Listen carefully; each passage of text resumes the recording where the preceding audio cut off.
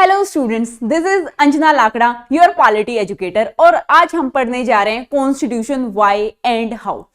हमें पता है इंडिया एक क्या है, डाइवर्स कंट्री है। जैसे कि हम देखते हैं नॉर्थ इंडिया है, वहां के अलग बिलीफ्स है, वहां का कल्चर अलग है, वहां की लैंग्वेज अलग है। ऐसे ही हम साउथ इंडिया की बात करते हैं, वहां का कल्चर, बिलीफ, जो सिस्टम है वो बिल्कुल ही अलग है। ऐसे हम कंपेयर करते हैं waste India and east India, तो हमें डिफरेंसेस देखने को मिलेंगे। इसको हम क्या बोल रहे हैं कि डाइवर्सिटी है, कि अलग अलग तरह के लोग एक साथ रह रहे हैं। और एक साथ रह रहे हैं, क्या उनके बिलीफ सिस्टम सेम है?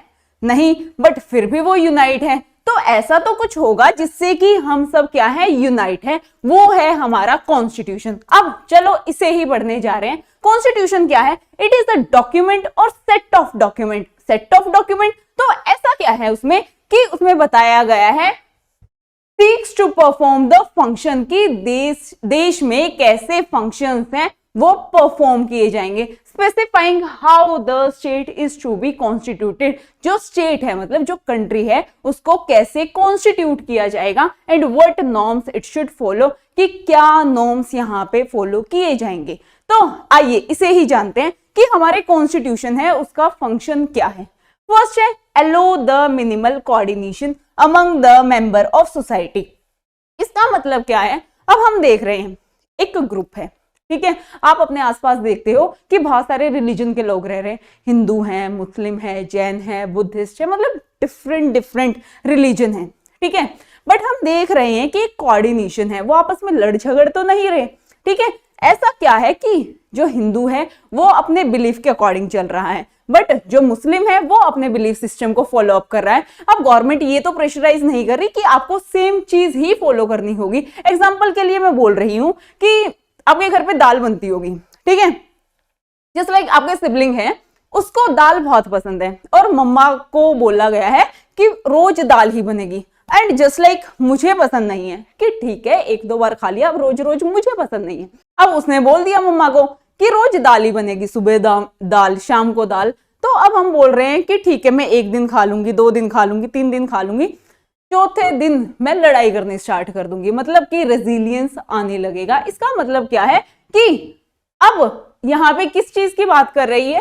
Maximum coordination. इफ हम देश में मैक्सिमम कोऑर्डिनेशन लेके चलेंगे तो डिस्प्यूट होंगे। बट यहां किस चीज की बात की जा रही है? Minimal coordination. अब क्या हुआ, मम्मा सेड कि दाल तो बनेगी बट जो आपको पसंद है, मतलब जो सेकेंडरी मेन डिश है वो भी बनेगी। अब मुझे कोई दिक्कत नहीं होगी कि ठीक है जब मुझे दाल खानी होगी मैं दाल खा लूंगी, और मुझे कुछ और खाना होगा तो मैं वो, मतलब कि यहाँ पे चॉइस आ गई। इसका मतलब क्या है कि इफ हम मैक्सिमम स्ट्रिक्टनेस या फिर मैक्सिमम कोऑर्डिनेशन की बात करेंगे तो रेजिलियंस आएगा। बट हम क्या बात कर रहे हैं?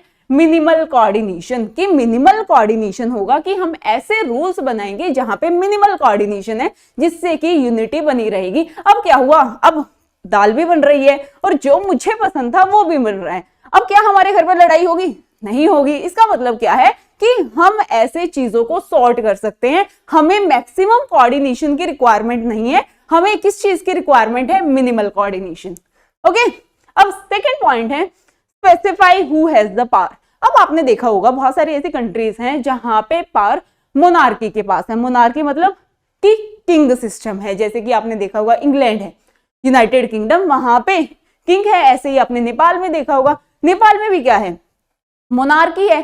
नेपाल में हम देखते हैं कि 6 बार कॉन्स्टिट्यूशन बन चुका है, कि जो पावर है वहां के जो पीपल है वो चाह रहे हैं कि रिपब्लिकन कंट्री बने, कि जो पावर्स हैं वो लोगों के पास जाए। रिपब्लिकन का मतलब होता है जहां का हेड है वो इलेक्ट किया जाए through the people of the country, ठीक है। बट हम देख रहे हैं वहां का जो मोनार्क है, मतलब राजा है, वो अपनी पावर किसी को देना नहीं चाह रहा है, तो लोगों के अंदर रेजिलियंस हो रहा है। तो हमने देखा कि who has the power to make the decision, कि देश में किसके पास पावर होंगी कि कौन डिसीजन ले। जैसे कि पाकिस्तान है, वहां की जो मेन डिसीजन है हम बोल रहे हैं, वैसे तो उनके पीएम ले रहे हैं, बट पीछे बैकग्राउंड में कौन होता है? मिलिट्री लीडर्स होते हैं। तो हम देख सकते हैं कि ऐसी बहुत सारी कंट्रीज हैं जहां पे डिफरेंट लोगों ने कॉन्स्टिट्यूशन को बनाया है। जैसे कि कोई मोनार्की हो गई, सेकंड हम बात कर रहे हैं कि मिलिट्री लीडर हो गया, एंड थर्ड होता है रेफरेंडम। रेफरेंडम का मतलब है कि वहां के जो लोग हैं वो वोट कर रहे हैं हर प्रोविजंस को लेकर, वो वोट कर रहे हैं कि ये कॉन्स्टिट्यूशन या लॉ में होना चाहिए। अब हम देख रहे हैं हमारी पॉपुलेशन बहुत ज्यादा है। कितनी पॉपुलेशन है हमारी? हम बोल सकते हैं वर्ल्ड के टॉप नंबर पर इंडिया आता है, देन उसके बाद चाइना है। तो हम हर लोगों से पूछने जाएंगे कि हम ये लॉज बनाएं, इसको बोलते हैं रेफरेंडम, बट हमारे पास इतना टाइम नहीं है और हमारी पॉपुलेशन ज्यादा है।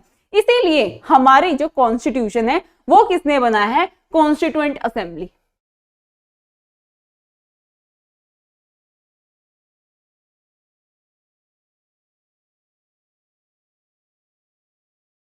अब है specify who has the power to make decision in the society and who has the authority to enact it. तो जो हमारी कॉन्स्टिट्यूएंट असेंबली है, यहां पे पावर किसको दी गई है? पार्लियामेंट को। ठीक है, अब हमने पावर किसको दे दी? पार्लियामेंट को दे दी। और गलती से हमने किसी ऐसे पर्सन को या ऐसी पार्टी को इलेक्ट कर दिया जो क्या कर रहा है? ओपोजिशन या फिर जो नॉर्मल पीपल है उनको हटा रहा है। मतलब जैसे हम इंदिरा गांधी का टाइम पीरियड देखते हैं, उसमें क्या हुआ? इमरजेंसी लग गई और जो लोगों को परेशान किया गया। तो हम बोल सकते हैं कि इसको हम कैसे कर्व कर सकते हैं? Through set limit on the government. तो हम देखते हैं ऐसे बहुत सारे अमेंडमेंट किए गए जिससे कि गवर्नमेंट पर रिस्ट्रिक्शन लगाई गई, जिसे हम बोलते हैं 44th कॉन्स्टिट्यूशन अमेंडमेंट एक्ट 1978। ठीक है, जब इंदिरा गांधी का टाइम पीरियड था, उन्होंने बहुत सारे ऐसे डिसीजन लिए जो कि नहीं होने चाहिए थे, तो हमने कॉन्स्टिट्यूशन में अमेंड किए और गवर्नमेंट पर लिमिटेशन लगाई। लिमिटेशन हम कैसे लगा सकते हैं? जैसे आपको फंडामेंटल राइट दे दिए। फंडामेंटल राइट का मतलब है अब आपको राइट टू इक्वालिटी है, right to freedom of speech and expression है, राइट टू फॉर्म एसोसिएशन है। अब क्या है कि गवर्नमेंट ने आपको मना कर दिया कि आपके पास right to speech and expression नहीं है। ठीक है, तो अब आपके पास क्या है? आप सुप्रीम कोर्ट जाओगे और सुप्रीम कोर्ट आपके लिए स्टैंड लेगी कि आपके पास आपके फंडामेंटल राइट हैं। और ये किसके अगेंस्ट है? ये किस पर लिमिट लगा रहे हैं? गवर्नमेंट पर। और लिमिट्स आर फंडामेंटल, जो लिमिट्स हैं वो फंडामेंटल रहेंगी। इससे हम देख रहे हैं कि गवर्नमेंट है, गवर्नमेंट ने डिफरेंट पॉलिसीज लेके आ गई। हम बोल रहे हैं कि वो अनटचेबिलिटी है उसको प्रमोट कर रहे हैं। ठीक है, या फिर हम बोलते हैं कि कंजर्वेटिव थॉट है उसी को ही फॉलो अप कर रहे हैं, डिस्क्रिमिनेशन कर रहे हैं या एजुकेशन को प्रोवाइड नहीं कर रहे हैं। वो क्या है? वो जो हमारे फंडामेंटल राइट्स हैं उसको प्रोहिबिट कर रहे हैं, मतलब उसको रोक रहे हैं। तो क्या कर रखा है? Set limit on the government. Government पर भी लिमिटेशन है, वो ऐसे नहीं कर सकते। उसके लिए कौन बिठा रखे हैं? जुडिशरी बिठा रखी है कि उन पर लिमिटेशंस लगाई जाएंगी। फोर्थ है enable the government to fulfil the aspiration of society. अब हमने क्या किया?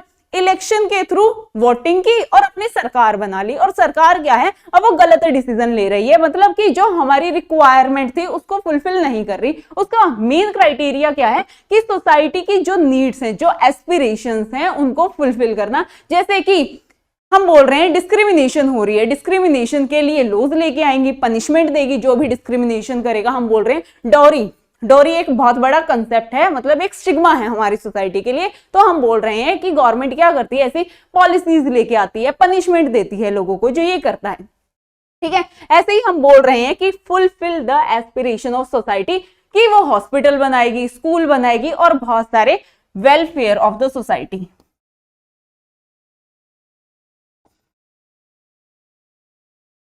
कि वो सोसाइटी के वेलफेयर के लिए अब काम करेगी।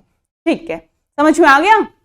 And create a condition for the just society. Just society का मतलब है कि एक बहुत अच्छी सोसाइटी जहां पे चोरी ना होती हो, जहां पे लोगों को परेशान ना किया जाता हो। तो हम बोल सकते हैं कि इसके लिए गवर्नमेंट ने क्या बना रखे हैं? बहुत सारे लॉज बना रखे हैं और हमें क्या दे रखे हैं? हमें कुछ राइट दे रखे हैं थ्रू फंडामेंटल राइट। और हम बोल रहे हैं कि गवर्नमेंट के पास क्या है?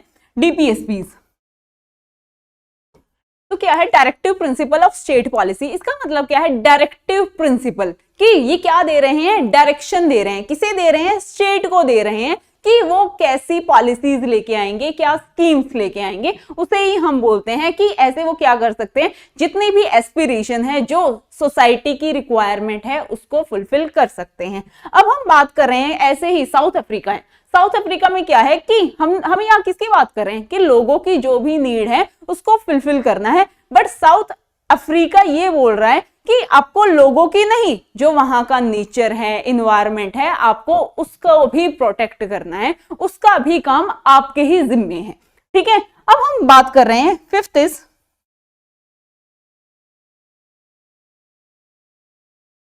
Fundamental identity. Fundamental identity of people. अब हम बात कर रहे हैं पीपल की आइडेंटिटी। अब मैं हूं, यहां पे मेरी इंडिविजुअल आइडेंटिटी नहीं है। जब मैं देश की बात कर रही हूं, यहां पे क्या है, कलेक्टिव आइडेंटिटी। कलेक्टिव आइडेंटिटी का मतलब क्या होता है कि अब मैं यहां पे आपके लिए मैं अंजना लाकड़ा हूं, बट जब इंडिया की बात आ रही हो, मैं क्या हूं, एक इंडियन सिटीजन हूं। तो इंडिया ने क्या कर रखा है, मतलब देश में क्या है, हमारी कलेक्टिव आइडेंटिटी है as a citizen of India. ठीक है,